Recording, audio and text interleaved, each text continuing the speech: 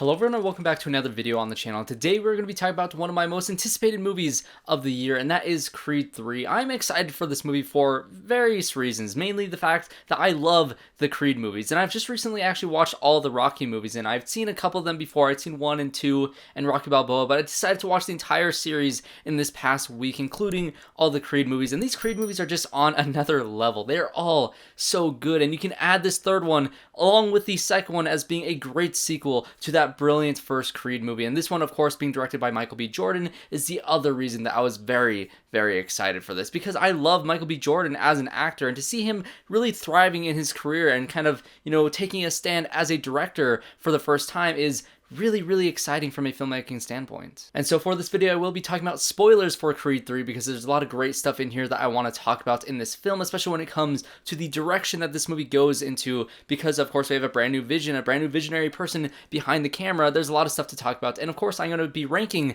all the Rocky movies and all the Creed movies all together in a great list at the end of this video, so stay tuned for that as well. So what is this film about? Well, essentially it follows Adonis Creed as he's ending off his boxing career with one last fight, the way he began with Pretty Ricky CONLAN, which is pretty great that he's also in this movie. There's a few opponents from the previous 2 Creed movies that show up in this film as little cameo appearances that are all kind of buddies with Adonis Creed now, which is really cool to see. But of course he's ending off his career to focus more on his family life with Tessa Thompson and his daughter AMARA, played by Mila Davis Kent. And of course you're going to have a lot of focus on not only the boxing scenes, which I'll get into a little bit later in this review when it comes to Jonathan Majors' antagonist of this film, but it really also has a balance of the more family dramatic moments in this film. That's what all of the Rocky movies have done ever since the beginning. And once you had a nice balance between, the more dramatic family stuff and of course the more, action fighting boxing stuff in these films, when it struck a balance between those two things, these movies really do thrive. I think the first Rocky movie does that pretty well. I even think to a certain extent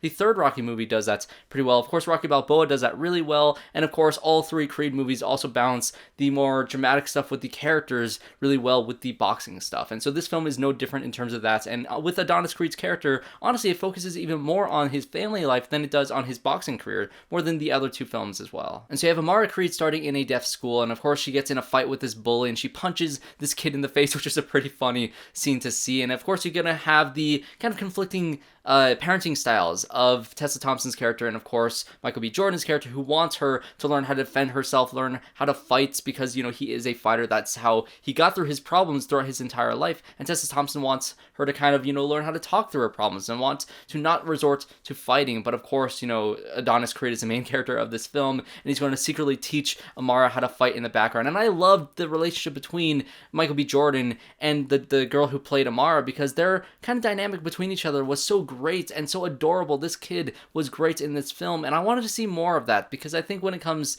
to the more negative aspects of this film, I think some of these family dramatic aspects don't really have as great of resolutions as of course the boxing stuff will have. And that's kind of been a flaw with all of these Rocky movies. You introduce a great character story with these family dynamics, and then you have a turn where, okay, now we're going to focus on the boxing, and you never really go back to that family stuff. And yes, you do go back at the very end with AMARA fighting in the ring with her dad, which was a great sequence. And this family dynamic between these 3 characters are all so great. And what's great about these Creed movies is you've had the introduction to the relationship in the first Creed movie, and then you have the furthering of that relationship and the birth of their daughter in the second movie, and now you get to see that family dynamic in full effect in this movie. And so when it comes to Creed 4, you're going to get more into that storyline between probably the father and the daughter as she grows older, as she gets further into school, as she becomes more of a young woman versus a little girl. And I'm hoping that they go in that direction, because I love how it had this foundation of these characters in this film, and just kind of exploring this story throughout all these different subplots in these Creed movies is probably going to end in a really satisfying way. And let's get into the boxing side of this film, because of course you have Jonathan Majors as Damian Anderson, and you have this character who is longtime friends with Adonis Creed. And when they're in that group home in that first film, that is where they met. And once he was adopted by Mary Ann and he was kind of living his life outside of that group home, he stayed in contact with Damian. And there was a point in their lives where they're outside this liquor store, and there's this guy who who is one of the fathers at the group home, who is very abusive towards them, and he snaps, and Adonis snaps and decides to start attacking this guy in front of this liquor store, and a lot of people get involved, and Damian decides to pull a gun on them to try to get Adonis out of this fight, and the cops show up, and this is where everything went wrong for Damian's character, because Adonis tried to run away, and he got away, whereas Damian was caught and put in jail for 18 years, and so this movie kicks off at the point where Damian is now out of jail. He can finally start to try to thrive in his boxing career, because that's who he was when he was a kid. He was the one who was having more, I guess, active boxing career in the beginning of their lives, versus Adonis was kind of holding the gloves for Damian. He was the understudy to Damian's more, I guess, headlining act, and now he has lost his life. He has spent 18 years in the jail, and he kind of blames Adonis for all these things that happened to him, even though they were kids and it wasn't necessarily their fault, but this grudge that he's kind of held for 18 years has been sticking with him this entire time. And I think Jonathan Majors is so great in this film because he can play both sides of it. He can play that version of this character who is very spiteful in terms of what happened with him and Adonis later on in the film, but at first, he's a very kind and very grateful person who's like, oh, I'm catching up with my old friend, we're having a great time. He's kind of introducing me back into this boxing world, letting him train at his gym, letting him spar with the greatest fighter at this moment, with this guy named FELIX CHAVEZ, who is the one who's being trained by, all the people in this film to be the next heavyweight champion. But of course, you're going to have Jonathan Majors try to weasel his way up to the top, and so you have a situation where FELIX is supposed to fight VIKTOR DRAGO, who is also in this movie, who I also had no clue was going to be in this film. And I love the fact that they started with this character in the second film, and you have him and his father, and they're very spiteful, and they really want to kind of impress their country, impress their world, essentially, with his mom, and he has so much pressure of fighting for these other people, for this acceptance by everybody else around him, whereas he's not fighting for himself, which was the arc that Adonis Creed had in that second film. And now they're all buddies, they're all good friends with each other, and they're trying to set up a fight between FELIX and VIKTOR DRAGO. And so you're going to have Jonathan Majors try to weasel his way into this fight because he wants to fight for the headlining act. He wants to be a contender for the heavyweight championship of the world, and so he takes one of his prison buddies and he goes into this party and he has him break VIKTOR DRAGO's hand so he can't fight in this fight in order to weasel his way in, because he's friends with Adonis Creed, and now he can go ahead and fight for this championship. And you get to see how he tries to cheat his way into everything he does because he lost so much time in his career. He's getting older. He's older than Adonis Creed in this film, but he's hungry for that belt. He wants to fight so desperately that he's going to do anything to get to that point, because when you get to that first, or I guess the second fight sequence in this movie where it's FELIX versus Jonathan Majors' character, and you have him kind of cheating his way into it. You hear the announcer saying that, oh, he thinks that all these punches are intentional. He's punching the underside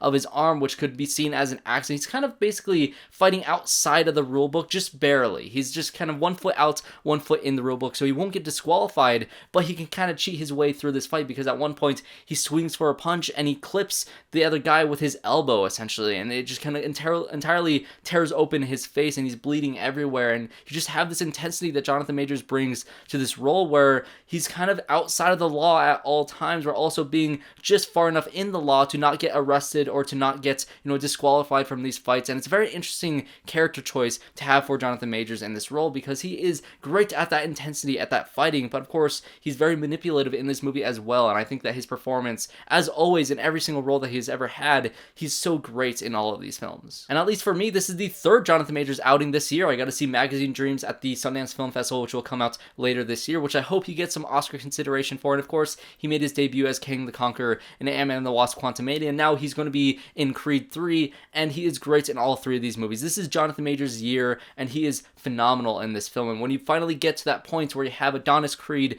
versus Damian Anderson, this fight that is kind of building up between these two characters that feel so personal to both of them, that is where this movie really does thrive, because this is a more personal story for Creed. And if you've heard the stories about how, Sylvester Stallone was kind of screwed out of this movie, out of his own franchise, and yes, I can see people already review bombing this film or just kind of boycotting this film because they don't want to see it, but I think the second film ended in a way that naturally writes out Rocky's character from Adonis's story, because this is Donnie's story from the very beginning to the very end. It is a very personal tale, and I think there's a couple spots where you could have Rocky Balboa in it, because of course you have Adonis's mother, Marianne, dies in this movie from a stroke, which is another absolutely heartbreaking scene when it comes to the more family drama of this film, and it kind of pushes him and motivates him to fight in this film.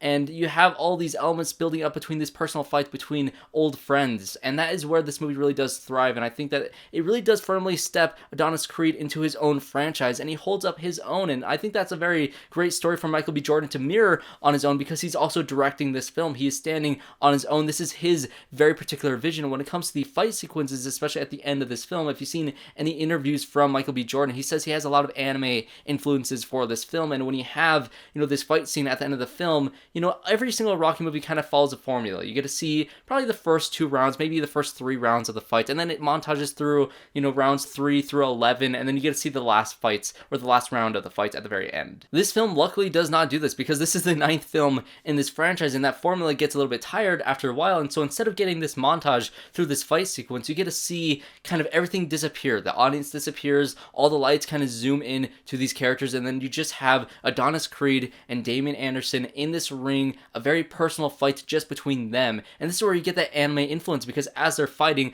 the lighting changes, become very stylistic. You have a scene where Anderson is getting a one-up on Creed, and he's kind of putting him in the corner, and these prison bars fall from the sides, and now they're fighting in this prison ring, essentially. And it has all these great insert shots, all these great slow-mo shots of the punches. All these impacts feel very powerful, and it's all in the mind of Adonis Creed kind of going through this thing, and every single round is kind of interpreted in terms of like when the prison bars come down, that is when Anderson is winning the round, is the lighting is kind of highlighting his character. And when it kind of turns and Adonis Creed is now winning the fight and it is his round, the lighting kind of changes and it kind of turns into a different style around the ring. And so it's a very great like both thematic choice in this film and stylistic choice, and of course the anime influence can be very seen in, especially when it comes to the insert shots in this fight sequence. And it is very fascinating to see, and it's one thing that I'm trying to describe it to you, but it's a very different choice for a Creed movie, for a Rocky movie in general. And so when you have a new director stepping into this director's seat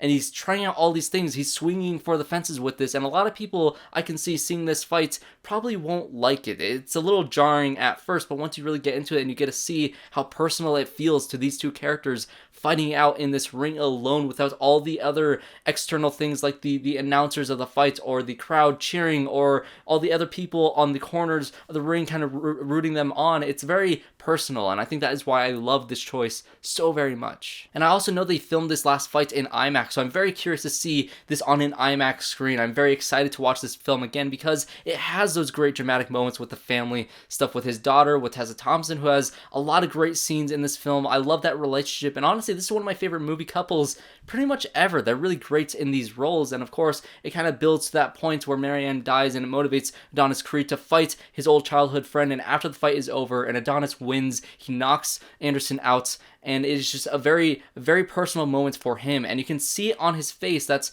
not only is he happy and prideful that he won the belt once again, even after his prime, after he had essentially retired from boxing, he's still got it. He went through all this pain to get to this point. He brought up Anderson from prison essentially to get this belt, and he felt betrayed by him. But at the end of the fight, it's not a victory against Anderson because he feels bad for his friend. He wants to reach out and talk to him, and I'm glad they have that scene at the end of the film where they can just sit down in the dressing room and they can have a conversation, and Creed says, "If you ever need anything, I'm still here for you. You can come to me and I will help you out," because they are still friends after this fight. And I really am hoping that Jonathan Majors continues in this role in Creed 4 in some sort of capacity, because these characters are all brilliant. I really want to see where they go. And when it comes to the daughter's character, maybe in like 20 years or so, when Michael B. Jordan is too old to be in the ring once again, like Rocky Balboa was in the later Rocky movies, you get to see Adonis Creed training AMARA Creed in terms of boxing. And you have a female boxer who's also deaf, which is a very great thing where we keep on getting more deaf representation in film when it comes to just a lot of things, especially when it comes to Coda winning Best Picture last year. It's really great to see that we can have a future with these characters that could be very original and interesting for the franchise. And despite this film not having Rocky Balboa to be in Adonis Creed's story, you really get to see Adonis Creed step into his own in this film, and you get to see Michael B. Jordan step into his own as a filmmaker. And I think this film really does paint a really great picture of all of this. There's a lot of, hanging story threads where you don't really get to see great resolutions to more of the dramatic stuff with the family aspects of this film, and when it comes to some of the other story threads and the thematic elements of when you decide to fight with your fist versus when you decide to fight with your words, how does that exactly work? I don't think all that lands thematically as well as I think the filmmakers were intending for this film, but in terms of a Creed movie, I think this is just as good as that second film, and I'm very curious to see where this franchise goes in the fourth installment. I hope that they get in touch with Stallone and they work things out and they can have him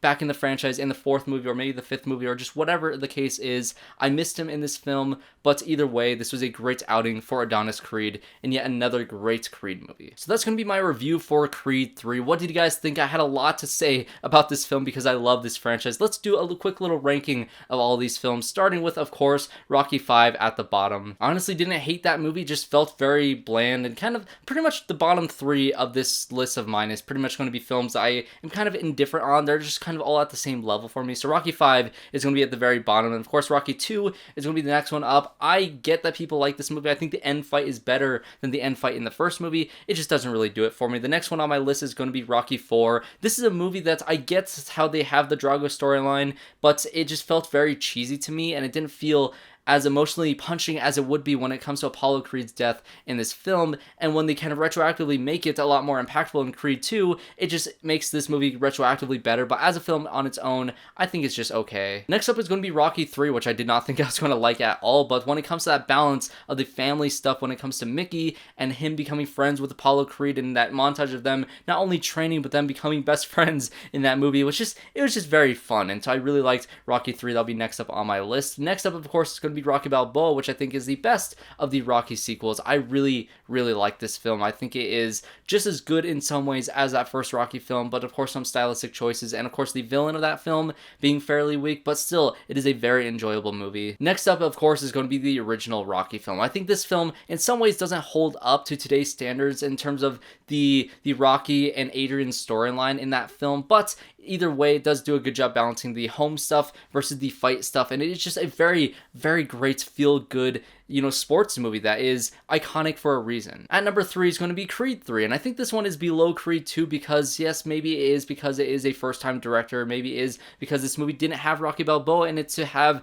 the movie kind of grounded in this franchise. Maybe it's some other things, but it is very close to being my second favorite of the franchise because, of course, my second favorite is going to be Creed 2. I think that film weaves some past storylines in a way that works really well, even though those past storylines didn't work in previous films. I think it is a really great, a very intense movie that is just very good. And of course, my favorite film in this franchise by far is going to be Ryan Coogler's first Creed film. This is a film that just has something to it. There's a magic behind it. When you have Rocky Balboa, Stallone in his best performance to date, where I think he should have won the Oscar for it. You have Michael B. Jordan as the introduction to Adonis Creed and his kind of pain of what he wants to live to, his legacy. He wants to build his name on his own, but at the same time, he has a looming figure of his father's death over his shoulder. And so you have all these great thematic elements. You have this great storyline with him and his future wife when it comes to Tessa Thompson's character, and you have the great dynamic between Adonis and Rocky, and of course that ending fight with Ricky was really great. And of course Ryan Coogler is a master filmmaker, so that is going to be my favorite of this franchise. So that's going to be it from me. If you enjoyed this video, make sure you guys leave a like on this video and comment down below what your thoughts are on this film and what your rankings are of all the Rocky films. And of course, if you enjoyed, make sure you guys subscribe to the channel to see reviews just like this later on the channel. I hope to see you all in my next one.